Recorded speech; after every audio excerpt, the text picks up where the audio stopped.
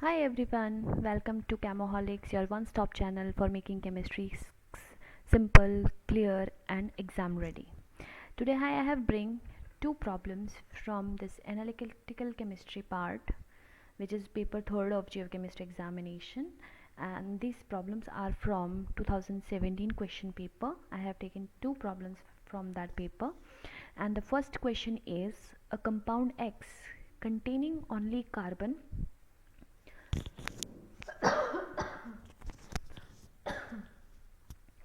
hydrogen, nitrogen and chlorine. When 1 gram of X is dissolved in water and allowed to react with excess of AgNO3, 1.95 gram of AgCl is collected. When 1 gram of X is subjected to complete combustion, 0.9 gram of CO2 and 0.735 gram of H2O are found. What is the empirical formula of X? If we remember, in empirical formula we need to find out the ratio. If you remember, what is the way to calculate the empirical formula? For that we take the ratios, right? Ratio of carbon, hydrogen, nitrogen and chlorine, because this compound X has only 4 elements.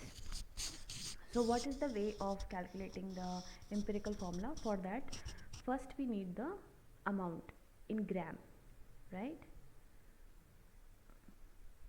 Amount in gram. So here we don't have the specific amount of carbon, hydrogen and nitrogen. So let's say it is A gram, this is B gram, this is C gram and this is D gram. Then what we do, we always do is we convert it into moles by dividing what?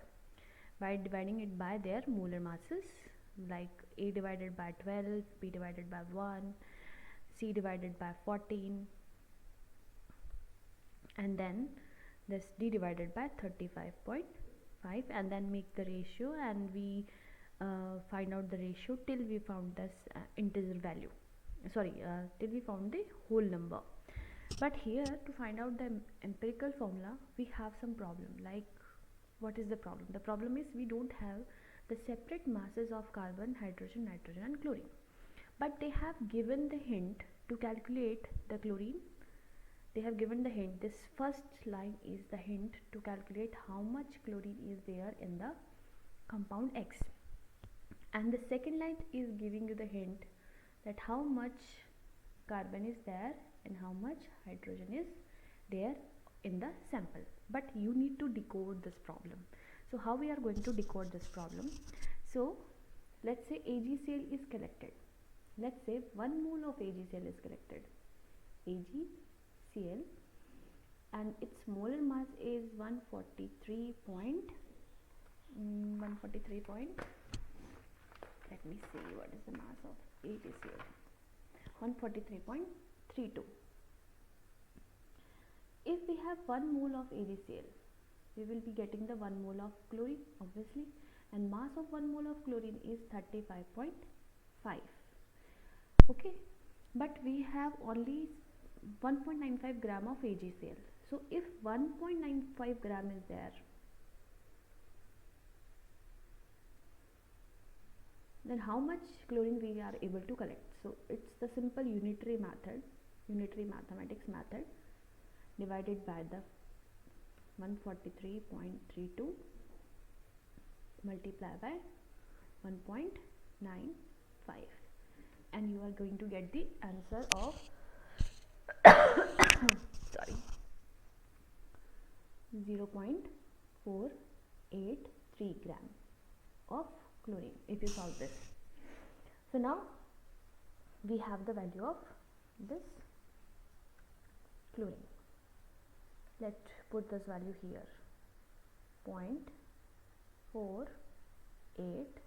gram. Okay, now we need to take another hint, like 1 gram of X is subjected to CO2, 0.9 gram. Okay, now CO2 has what? Carbon. If CO2 has 44 gram mass, its molar mass is 44 gram, If 44 gram of CO2 is there, how much carbon is there? It is 12 gram. But here we have only 0.9 gram of CO2. So how we are going to calculate this? 12, again unitary method, 12 divided by 44 multiply by 0.9, and if you solve it, you are going to find it's 0.245 gram of carbon. Okay, we have solved another value here.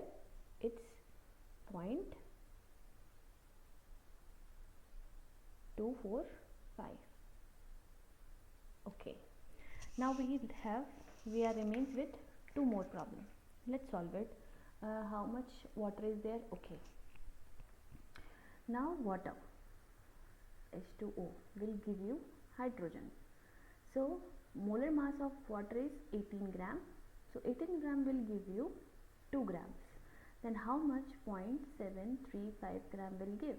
It will give you 2 divided by 18 multiply by 0.735 gram of hydrogen. And if you solve it, you will find it like 0.082 gram of hydrogen. Okay, so here one more problem is solved, 0.082, and finally we have to find out the amount of nitrogen, but here there is no hint for nitrogen. How we are going to solve this? There is one hint. The amount of compound is what? 1 gram in both the cases. So we can solve it. How? Amount of nitrogen, because overall compound mass of compound is what? The overall mass of compound is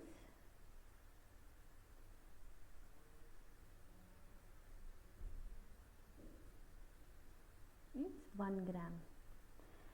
So nitrogen is going to be 1 minus amount of carbon plus amount of hydrogen plus amount of chlorine, and when you put this all value and divide it, you are going to find it like 1.19 gram of nitrogen. So this is how you are decoding this hints from this question to find out the value of each element inside the sample. This is going to be 0.19. Now let's calculate its molar value. 0.245 0.82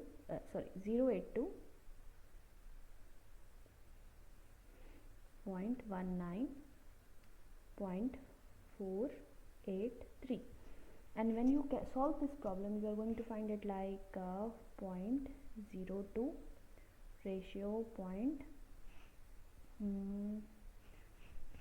this is going to be the same 0.82, then 0.014 ratio 0.014. We did not get the whole number.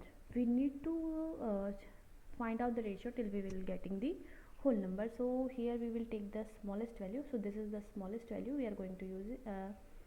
Okay, which one is smallest? Okay, this one is the smallest one. So we are going to utilize this and solve the problem. This is going to be 1, and this is going to be around 6. If you calculate it, its round off is going to be 6, and this is going to give you around 1.5. Okay, still one number is there which is not a whole number. So to make it whole number, we are going to multiply this whole series by 2. So it is going to give you 3 ratio 12 ratio 2 ratio 2. So now what is the empirical formula? This is carbon 3, hydrogen 12, nitrogen 2 and chlorine 2. So this is what the empirical formula of the compound X. Okay, so that's how you need to solve this problem. So you need to decode that how you are going to find this value in value of this each element in the from the hints given in the question. Now let's move to the next problem. So next problem is Okay, 0.1 gram of dolomite ore was acid digested. Acid digested means whenever we need to find out the metal content, and this digestion generally is utilized for digestion.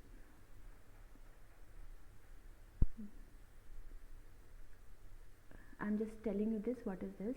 Digestion is like acid digestion is to convert any volatile molecules so that they can convert into gases, and only metal nitrates should be there. Okay, because dolomite is what? This is Ca, calcium magnesium carbonate. This is calcium magnesium carbonate, so it's an ore of this. Okay, and sometimes some impurities like Fe is also there, and that's what they are going to ask you in this question. This is, so it has carbon as well. So when we utilize this ICP system, in ICP generally any metal ion was changing into plasma, and that the flame of that plasma, the color of that plasma, the detector is detecting that plasma flame color, and based on that we will find out that which matter is there and how much amount of metal is present in the solution. Right now you don't need to go inside this ICP, what is this instrument. In my upcoming future videos I will be recording this to explain what is this technique, but here just for your knowledge I am telling, digestion is like here the carbon is there. So if carbon is there in ICP-OS, you are going to get some problem to find out the actual value. That's why we need to remove any carbon content or any other sulfur content from the solution. So to do that we generally use nitric acid, HNO3, and utilizing that HNO3 you can digest it and only leaving the solid of metal nitrates. Okay, so that's how it is. Let me tell you again. This is calcium magnesium carbonate. Okay, and sometimes it has Fe+2 ion as an impurity, and digestion is what? Digestion is to evaporate any carbon content and leaving only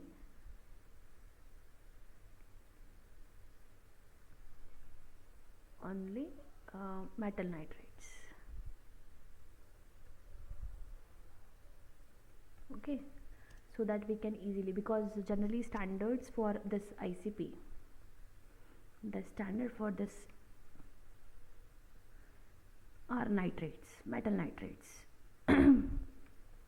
Metal nitrates, that's why we generally digest it with the HNO3,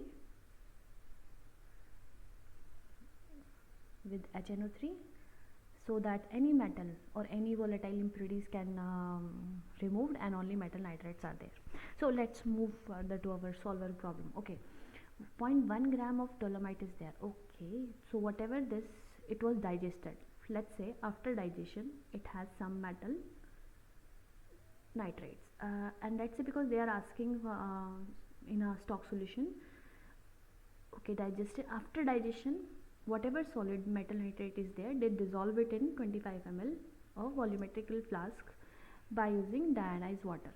Then from this 25 ml solution they have taken 1 ml of the solution, and again they diluted it to 100 ml to make the final solution, and this final solution was subjected to this ICP-MS to detect that how much amount of iron is there. After suitable calibration, that's not part of question, don't go into this. And from this method what they found, that concentration of iron is 4 microgram per liter. Remember, in the second solution, the final solution, not in the stock solution. So you need to find out how much iron is there in dolomite in nanogram per gram. Okay, remember the unit, do not forget unit is here nanogram per gram, but here data is given in nanogram per liter. We need to solve this problem. So how we are going to solve this problem? Let's say because they are only asking for iron. Let's say there is FeNO3 or only metal, let's say only Fe. Fe is there in the digested solution, and amount of Me, let's say x gram. Okay, x gram, and this would dissolve in 25 ml to make solution 1, and this solution 1 has concentration of C1. Again, from this solution 1 ml is taken, 1 ml is taken and added to taken and added 100 ml of the solution. Total means total volume is 100 ml. So this is going to be the solution 2, and it has concentration C2, and this concentration we already have from ICP-MS. This is 4 microgram per liter. Now you need to find out the concentration of this solution. Okay, because this is the concentration of solution, and once you find out the concentration of the solution, you will be able to find out the value in nanogram per gram. So we need to solve this problem. So how we are going to solve this? Okay, let's say here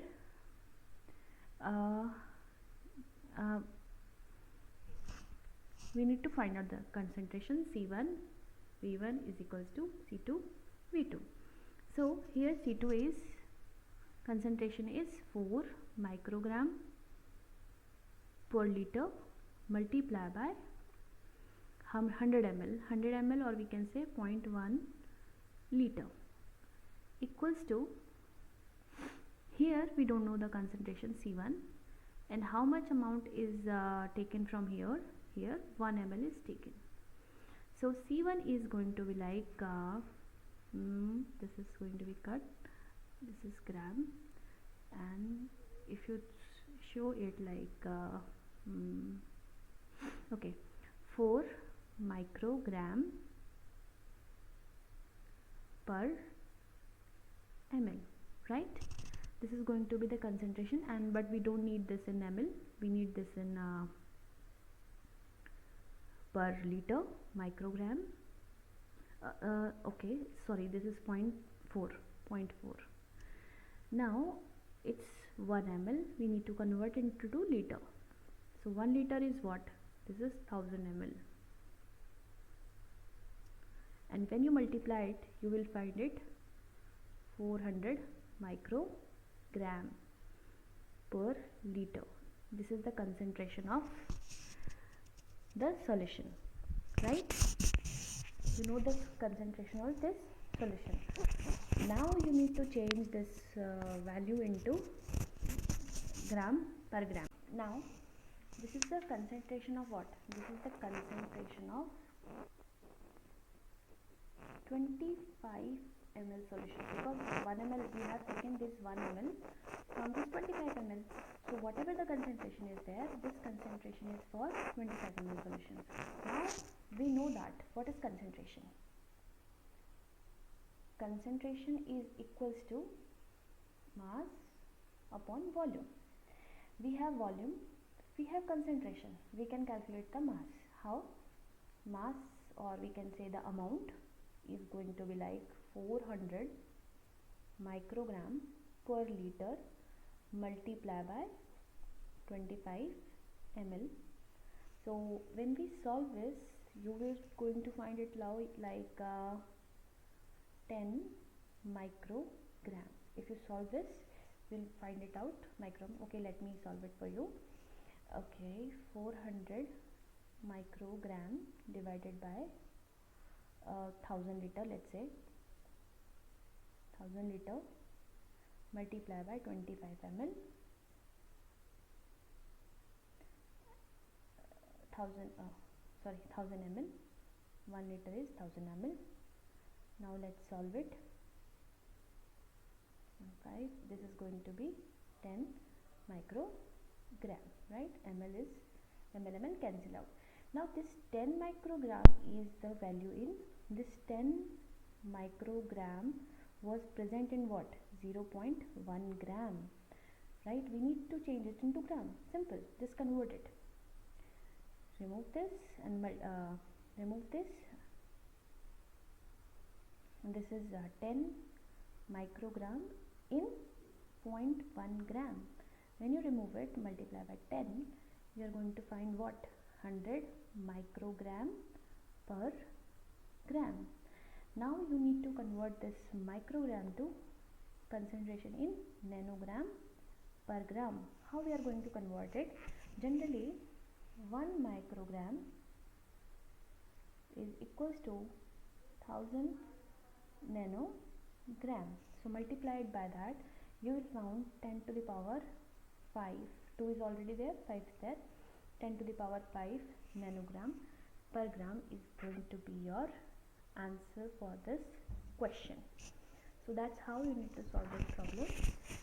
Don't get confused by what kind of instrumentation is there. You don't need to go inside in this kind of question. You don't need to panic that, oh no, I don't know this instrumentation technique, how I'm going to solve this problem. That's not use simple concentration or stoichiometric condition to solve this type of question. So with that, I would like to say you thank you so much for watching my video, and if you like this video and you think that it is helpful, please like and share it with your friends, and please do subscribe my channel so that I can get motivated to make such kind of contents. And please also comment what kind of improvement you want and what you want to learn from me as well. Thank you. Bye bye. See you in my next video.